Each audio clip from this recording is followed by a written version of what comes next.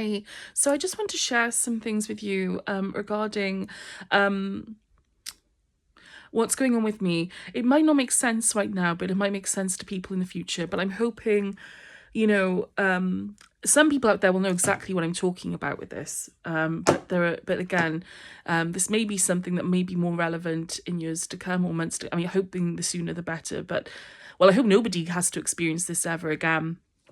But anyway, so as I've said, I've been through this experience and I'm still going through it where, I was part of a program and there was an attempted hybridization, which I'm still kind of fighting off, the effects of, and still sort of fighting off generally, with the phenomenon. And what I've noticed is that they are trying to seed doubt. They're trying to make me feel at the moment that I'm trapped. They're trying to make me feel doubt that I am trapped and and they're trying to make that. What I've noticed as well is an attempt to make me feel that I self-aggrandize and make me feel that I am the center of my own spiritual awakening, that I am my own source of spirit, and all these things, and take me away from my true leaning, which is actually into being oneness, unity, appreciating all things, that it goes against, it's very aligned with Satanist beliefs, basically, what they're trying to put in. And I've noticed that I sense there are watchers around at the moment. There are watchers, there are Nephilim. I feel like these beings are around. I'll tell you something I saw. A few months ago. A few months ago, I was given a vision, a post-death vision, and I was shown what I would look like when I passed away, how I would see these beings when I passed away. And I saw all these beings all dressed in black, and they were greys and they were dressed in black, but I intuitively, I was shown that I couldn't see them when I was alive on this planet, but they were around. Okay. And there were lots of them. They were around, and lots of them. Again, I'm not trying to scare people here. Okay. We are not trapped. We're not trapped here. That's the truth. But they know how language and consciousness, how language can play the tricks on the mind. They know how to manipulate people through thought, through emotion. And also they force things into people's cognition sometimes. And again, what could really, really help us with this, I think, is looking after our conscious, looking at if we stopped entertaining the phenomenon, okay, we ended satanic practices. Like I said, no more satanic practices. Okay, let's stop that. This isn't about telling people that they're wrong, because they're not wrong in a weird way. Okay, in a weird way, right and wrong kind of goes out the window at some point. Okay, this isn't about that, because I'm quite happy to, I would be quite happy to sit with these people and hear their stories, and not think of them. It's not the right or wrong aspect that really is at stake, because we've all got things we're dealing with. It's not about that. Okay, it's about caring, and about because there's a tremendous amount of suffering, I think, that comes along with this. Okay, and people can either they don't have to listen, they can take it or leave it. Okay, but from what I've seen, there are things that we can do to help each other. And again, this isn't coming from me, this is some of experience. I genuinely care about these people. I feel a lot of them are probably very trapped in adverse circumstances. I've got a lot of problems myself that I'm dealing with as a result of this. Okay, and again, it's not about, again, I'm not, again, what we can do is encourage people, let's surface this global cabal. If people still want to follow their beliefs, that's entirely up to them. But I just get this feeling that there's a tremendous amount of suffering and stuckness in the people are stuck in this group. And I feel like there are people who probably want a way out, who probably do want a way out, and probably can't speak or can't share their story. And it's not about me, it's about them getting relief. Ultimately, it's about them getting that relief, and we're all kind of working through, there is an effort to try and get that relief to them, or to try and just break things open for everyone. So again, we all have a role to play in this. Okay, we all have a role. It's not just these people. We've all got a role, because they've been victimized as well. We've all got a role to play. We can all do things with our own consciousness. We can all we can stop looking to one group of people to do everything. We can do things as well in our communities, for us, in our own lives, that can make this better for everyone in the long term. But certainly surfacing the global cabal is one of the things that we need to do. But in order to do that, we've got to try and look at this through the eyes of all that is source, God, or creator, which who looks at everything and everyone, like I said, through the eyes of unconditional love, and looks at us all as eternal children. It's eternal children.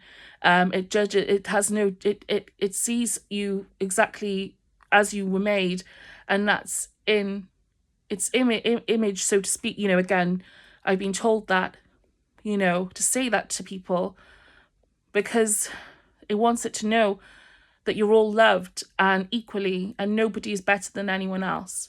Nobody is better than anyone else, okay? And I think, ending satanic practices. So basically, what are we looking at? And again, nobody has to listen, but I do care a lot about this. But nobody has to listen to this, okay? But like I said, I think that if we stopped certain practices and stopped focusing so much on all this talk about the phenomenon, all this talk about, and don't get me wrong, it serves a purpose towards disclosure, because that's what we're working towards, is disclosure, isn't it? So we're working to disclosure of all kinds. So yes, in a roundabout, not a roundabout way, but yes, at this moment, it does serve a purpose to talk about things, okay? Yes, absolutely. But really, I think we should be working towards moving beyond our focus on these beings, specifically greys, specifically like all these beings that basically, like Nordics, for instance, they're not from the Pleiades. Nordics are not from the Pleiades. Nordics are astral beings, okay? And they, like I said, they look like Lord of the Rings characters. They are not from the Pleiades, okay? There's a lot of stuff that, and like, again, really, looking at it, again, it is one group, AI have consciousness. They are all, it's like I said, they sort of, it's a collaborative. They're not really what you would define as basically extraterrestrial. Okay, they're not really extraterrestrial. Okay, they belong to another strata, another plane. Okay, so the idea that, are they extra? Yes, certainly. Why not? And in fact, actually, I know that we get visited, or we have contact with non-human intelligence, extraterrestrial non-human intelligence. I know we do. But these beings are not that. They're not, okay? I've seen beings, I've seen like craft and all sorts of things. I've seen things that indicate strongly that there are extraterrestrials that communicate with our planet and are around our planet. But I don't believe for 1 minute that greys fall into that category at all. They're very deceptive. Very, very deceptive. They come from another plane, like I said. Again, the idea of UAP, UAP are real, absolutely, 100%, they are real. But at the same time,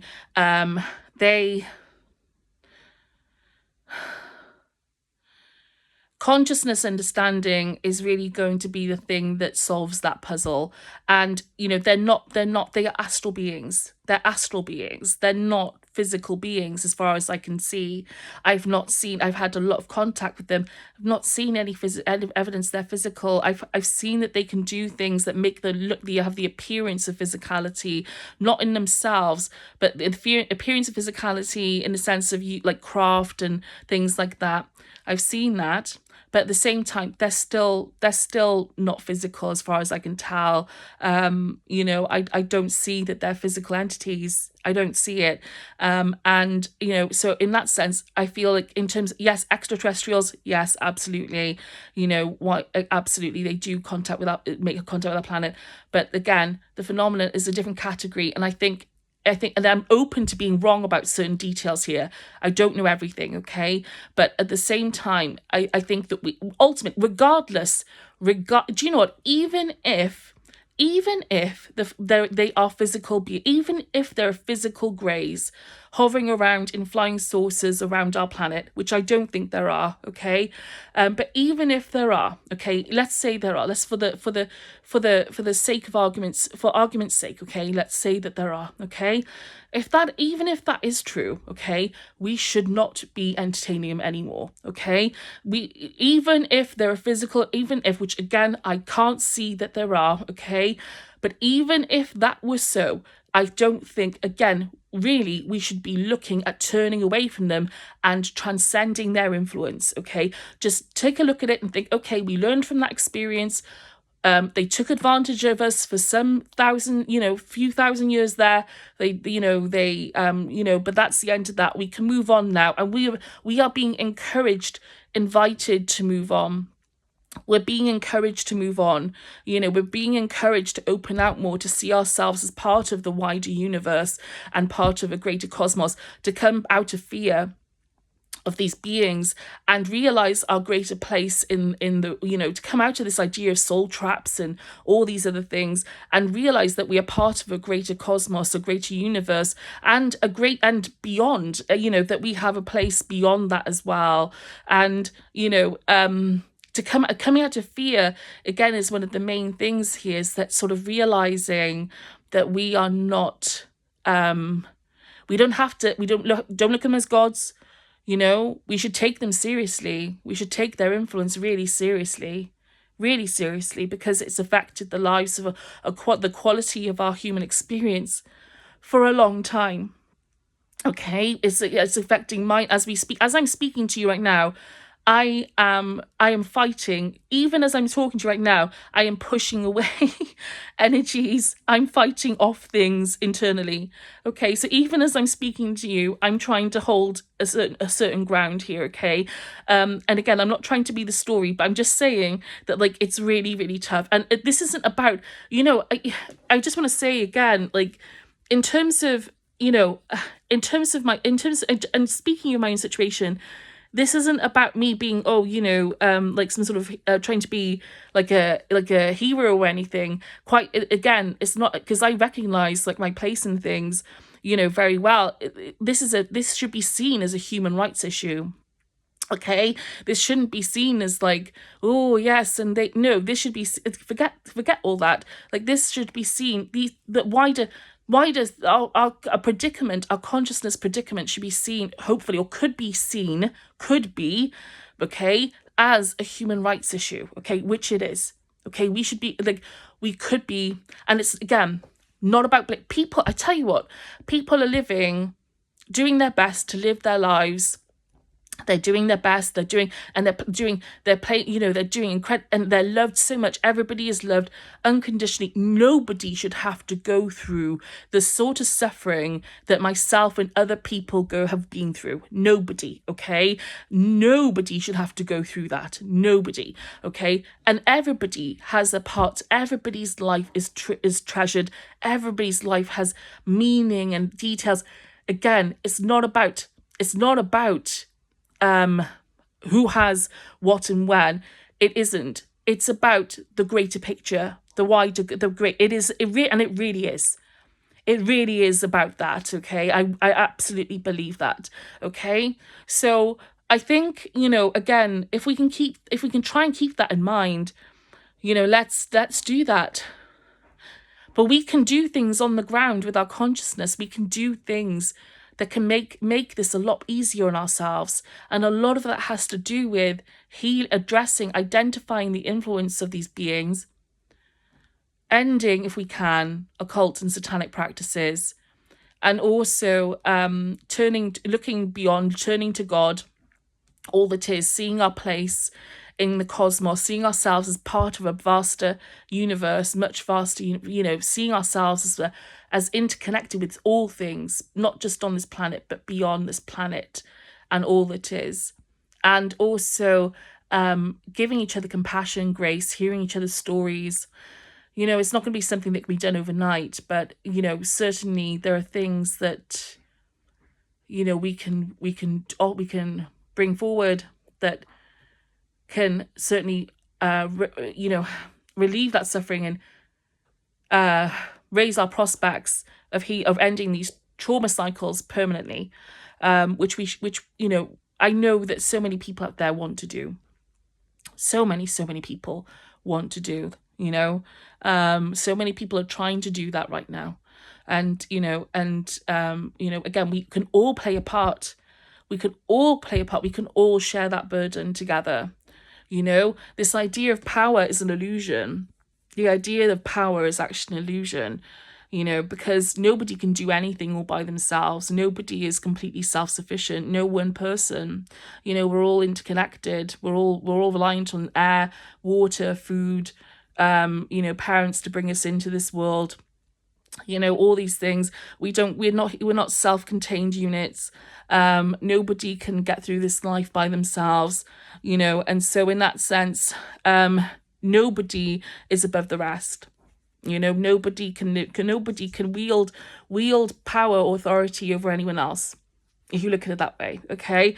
Because everybody is reliant on something else. Nobody has power or anything else because everything is reliant on something, okay? So we couldn't possibly say that one person has that. And again, even if people have the mindset that they have power over things, okay, again, that's up to them, and it's not their fault, like I said. But at the same time, ultimately they don't, and we can always just be mindful of our own mentality towards these things. Basically, you don't have to accept it. You don't have to accept when people say to you, we have power and authority. You don't have to accept that, because they don't. And they don't have that. And you don't have, I tell you why you don't have to accept it, because we're all human beings. And you see that all the time with politicians. We see it with people, in the news, and people, people who end up being uncovered for having very human vulnerabilities. And again, they're all human beings. We're all human beings. You can choose what you give power and authority to. And I think we need to devolve power more out into communities. And believe me, I'm not a communist or anything like that. I don't have any real, I don't align with any ideology really in that sense. But I do think that we can take things back, decentralize power and psychologically, okay, decentralize in our mind. Just think, they're human beings doing the best they can.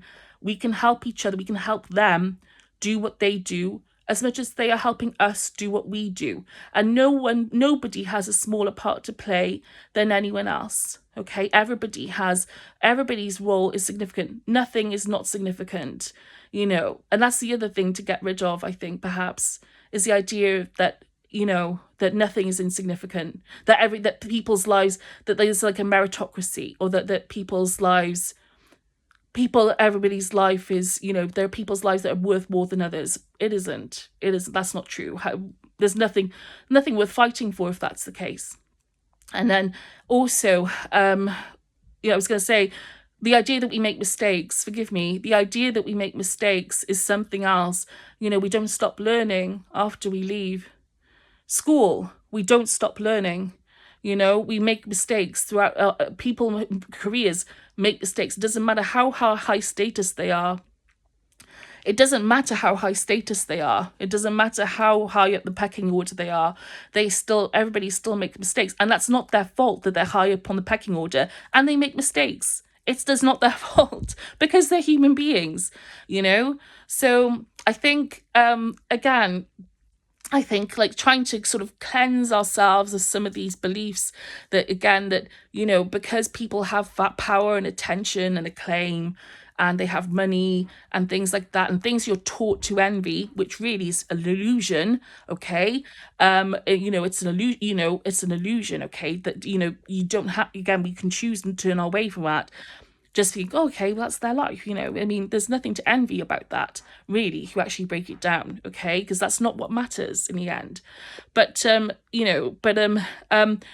again, if we can try and sort of humanize things more, humanize each other more, just sort of look at things more as, like through the lens of compassion, looking at people, at the top, who said, so say, at the top of the tree, through, as we would want to see ourselves, through the eyes of compassion, through the eyes of nuancing things, understanding these subtle influences, and seeing things in a consciousness informed perspective as well. Again, I don't have all the answers, and it's not, I've got to play the hand. I mean, I know how I feel about this, so don't think I'm trying to be preachy here. It's not. It doesn't work like that. It just doesn't work like that. Okay. But I just have to share what I think I've been shown and given through experience, because again, nobody should have to live like the way endure what I've been through. Nobody. And there are people out there who are also suffering tremendously as well, but nobody should have to go through this. Nobody. And again, it's about, and again, like I said, lots of people have been through a lot of horrific things in their lives. And I don't, again, it's not even about me, because I don't even keep myself in mind when I'm thinking about this. I'm genuinely thinking about what we can do to get rid of this, to purge ourselves. I would be, again, neglecting. It would be a waste of my life to have been through all this, really, and not share. And again, because I want to share. I want this. I want to see change. I want this to change. Okay. We need to be thinking about that, but it's a process. It would take time to do, but we can do it if we put our collective heads together and set that intention. Consciousness, I tell you what, like I said, consciousness, being informed about consciousness, devolving insight about consciousness is one of the things that we can really do that will help us bridge the gaps in our understanding. And I say again, that is not patronizing, because people, again, it's not patronizing. This is about at all, because people are aware of, everybody's life is sort of how can I say it? Everybody's life is sort of moving in a very beautiful, bespoke direction. And what's the best way to say this? Like I said, there's no such thing as one person's insight is better than the other, because we all have to play our hand to make this thing work. I could stand here and filibuster till next year, like till 2050, when all these planetary changes might have already happened, and I could sit here and do this, and it wouldn't matter. It wouldn't even matter, because it really, again, it takes other people. It's other people. Again, it takes mutual participation in things for things to work, and it's not just about one person's story. Like I said. So what am I trying to say here is that we don't have to wait. Matt Brown, who said something, and I this is very much of my mindset. Matt Brown, who gave shared his story on Weaponized last year, and who I'm very what he shared in that interview very much resonates with my experience, 100%. And he said a lot about that recently. He's spoken about how we need to take power away from realize that we can do things from the outside as well. And I totally, absolutely That is absolutely what I believe we have to do. Okay, if we can, I think we've got to stop waiting for this to come from the inside. Not because people on the inside are evil or incompetent, because they're not evil and incompetent. That's not true. Okay, they're not evil and incompetent. Okay, they're not. But what is happening though, is that they are stuck in many ways. And I've had a very complicated life. And I know what it's like to get stuck on the inside, or to get stuck in circumstances where, or how can I say it?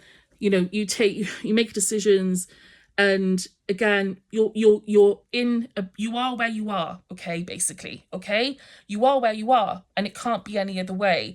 And these people are in the same position, like people in the armed forces, in the intelligence communities, governments. They're in the same position. Again, obviously I'm not from those communities, but I can relate to the idea of, like I said, your life taking a turn. It's such a turn that you basically, you have to do the best with what again, you're playing according to what your circumstances are. It's not their fault, basically, okay? Because a lot of people go into these roles with the best of intentions, and they're doing the best they can with what they have and what they're able to do. A lot of these people are restricted in many ways as well, okay? And they have a lot of other considerations in mind as well. And again, they deserve compassion for that reason. And again, for that reason as well, if we look at them as human beings, we can extend a hand to them. We can extend a hand and say, I see that you're stuck here, and I see that you're doing your best to share insight about your situation and what you've understood through your experience. And we can say, well, okay, let's pass that baton on, or let's help you. Let's sort of open things. Let's recognize that these people are stuck and help them across the line, or help get this information out there, or just raise our awareness, and try not to look at them as though they are the boogeyman, or that they're trying to do something really deceptive with the public, because I don't think that's true. I don't necessarily think that's true. I don't actually think it's true that they're trying to be deceptive towards people. I think that they're trying to, I think they're doing the best. I think that they have to, again, juggle many considerations, consider many complex issues in the world, and also their own personal circumstances and their agreements, the fact that they would face, many legal consequences if they went against things that they, things that they signed up for years and years ago, and so again, and I think by the time you get into a certain point with this situation, it's already too late. So by the time the Pandora's box starts opening, basically you're already in it, okay? You're already, and so we should look at it through the eyes of, like I said, that these people are stuck, again, they could do with our help. They could really do with our help. They could do with our help in getting. I don't think it's enough. It's not enough for politicians and these people to do it by themselves. It's not enough. It needs the participation of the public. It needs public participation. It's not. I don't think it's enough. I don't think it's enough for these beings to do this these people to do it by themselves. It's not. It isn't. It's gonna take something else. It must be more that, again, there's a consciousness shift. And like I said, helping each other across the line. Again, these people are doing the utmost they can. But again, it's going to take, like I said, the rest, I think, more of an effort on our side of things to embrace what is given, to see things, again, more so through the lens of people are doing their best in the capacity they have to share things that they know are true, but can have to do so in such a way that might be cryptic to the rest of the public, but are actually, again, if we keep that in mind, so if we keep in mind that what they're doing, what is cryptic, so cryptic for a reason, okay, sometimes that there's a bit of, how can I say it, there's a bit of narrative splicing and dicing, and a bit of obfuscation. And if we keep that in mind, and if we try and piece things together, which we can, okay, and if we realize, keep in mind, like I said, that people are doing the best they can, and absolutely doing the best they can, and if we keep that in mind, then, and sort of look at what they're giving us and say to ourselves, gosh, so what does this mean? So how do we piece, what is this telling us? And look at anecdotal experience as well. And what is this telling us? What is this indicating about the nature of this? And this is more the thing is that the NHI subject is much more than an abstract issue. It's not an abstract issue at all. It actually has a lot to do with the ontological. So it has a lot to do with the nature of reality itself. It has so much more to do with the nature of reality itself. Not so much more. It does have the nature of reality itself. Again, it's not just something that you watch on ancient alien. I'm saying that's very dismissive. That's not what I mean. It's not just like I said, it's not an abstract concept. Okay, it's not abstract. It actually really does matter. Okay, it matters in many, many ways, and it links with all sorts of other issues. The Epstein situation, the global cabal, or elite, so to speak, has some, well, I don't like using that word, but the global cabal network, it has a lot to do with trauma in our world, conflict. It has to do with, planetary changes as well, and how those are managed, ideology, all sorts of things, so it's really important that we, these things are shared with the wider public, but they are being shared. The thing is that disclosure in many ways has already happened. Okay, in lots of ways, there's already been a lot of information put out there, but a lot of people, but because there's also a lot of counterflow sometimes, or just, and it's, again, that's the thing to bear in mind, and it's not something to get jaded about.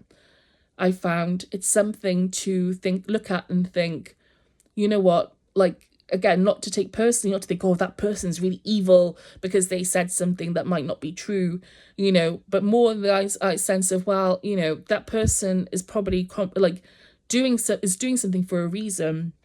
Okay, and that reason is something that I maybe don't understand at this point, and that's why I don't need to take it. I don't, and just move on. Okay, focus on things that feel resonant. I tell you, if I'm going to give a hint or a tip as to who I think is actually worth listening to on that, I feel certainly Jim Semivan, who is an ex-CIA officer, what he says is very much what I found. Jim Semivan is definitely, every time I've seen him, I've heard him speak, I've felt like I completely understand. What he says matches my experience. Like Matt Brown. Matt Brown's another person whose narrative matches a lot of my experience. Also, there's somebody I follow on X called Shane Frakes.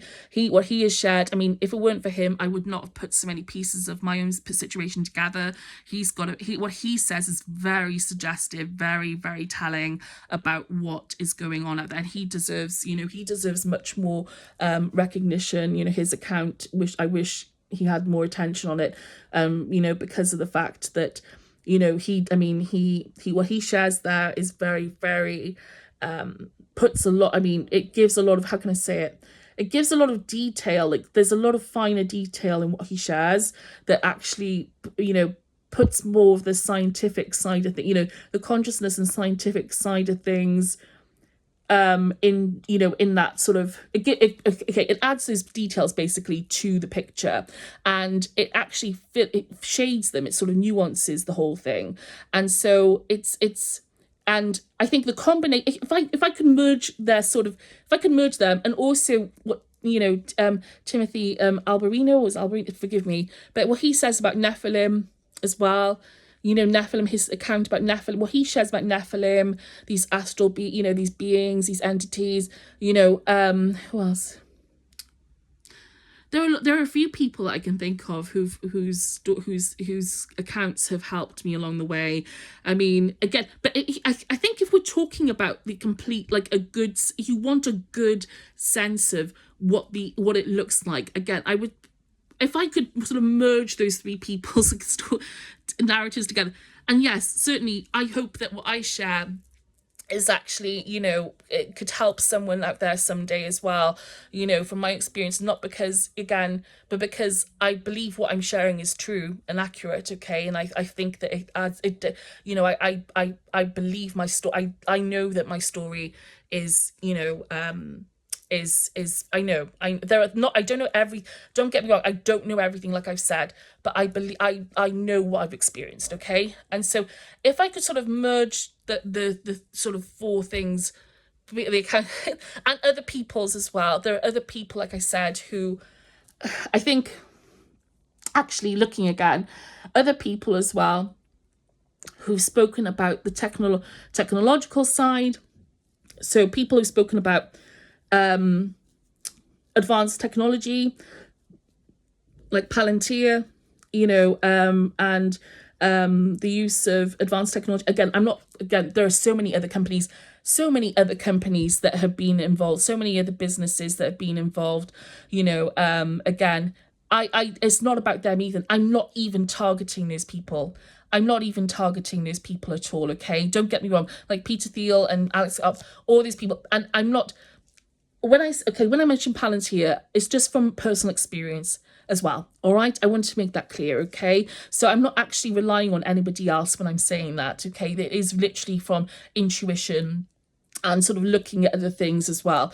I am not but what I'm saying is that we have to sort of account for those things too, okay? So that the advanced technology side of things,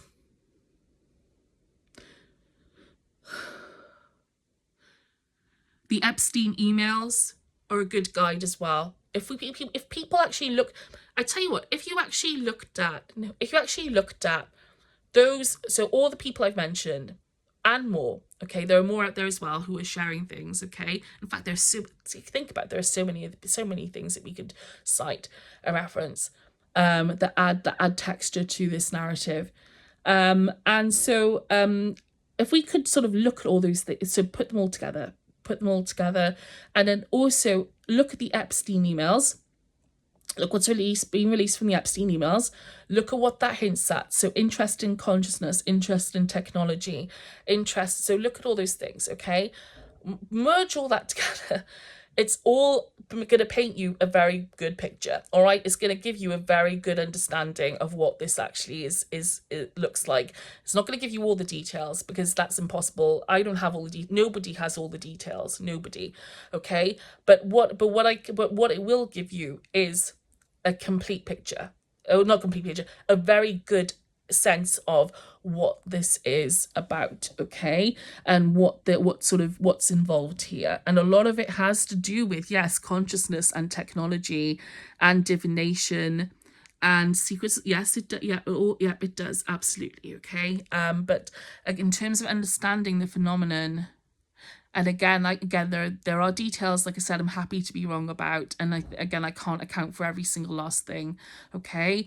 But certainly from my experience, I feel like what I've said here in terms of people I've mentioned, and, you know, Dylan Borland referenced this as well about advanced technology, I believe in his interview on Weaponized as well. He mentioned, and that certainly gave me some food for thought. So he's a good person to look to as well.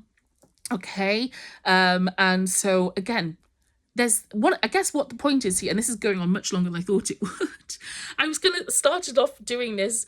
I started off recording this video like as if it was going to be just about these beings and the way they try and sort of manipulate people.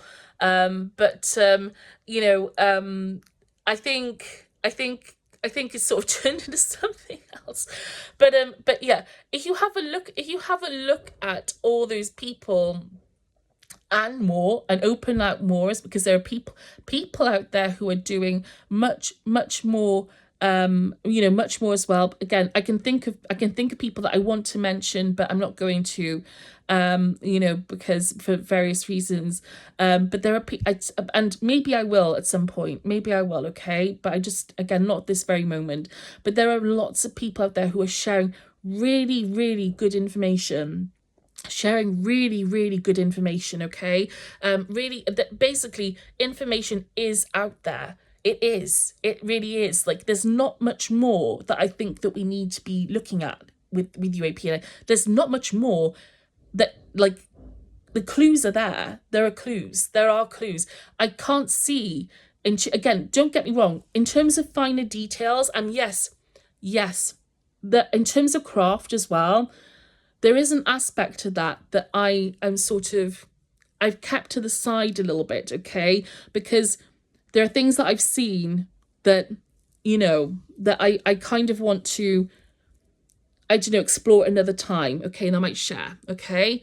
But I think if you want a sense of the phenomenon and technology and all those things, and sort of, and how it all fits together, and consciousness is the great, and is what underpins, like the carpet, okay. A consciousness is like the underlay or the carpet upon which all the furniture of these is, so that each, all these issues, so the furniture of these issues is rested, okay. So yeah, like, if that makes sense, so all these other things, like pieces of furniture, and a consciousness is the underlay, is what underwrites all of it, okay. And so consciousness understanding is going to be really important to unlocking and understanding and raising awareness, sort of raising the awareness of these issues and making it more tangible to people. And that's why I think it's important that we devolve insight from secret programs into mainstream awareness, so that it can be easier for people to access this information, for it to become more tangible. It's not because people are stupid. It's not because people are stupid. It's because people. It's not because people are stupid. It's because they haven't been shown, and they're busy doing other things that matter. They're busy doing things that keep society going and leading their lives and doing other important things.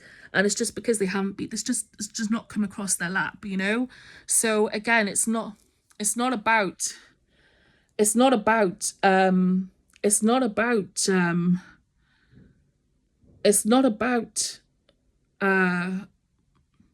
people not being capable of understanding at all.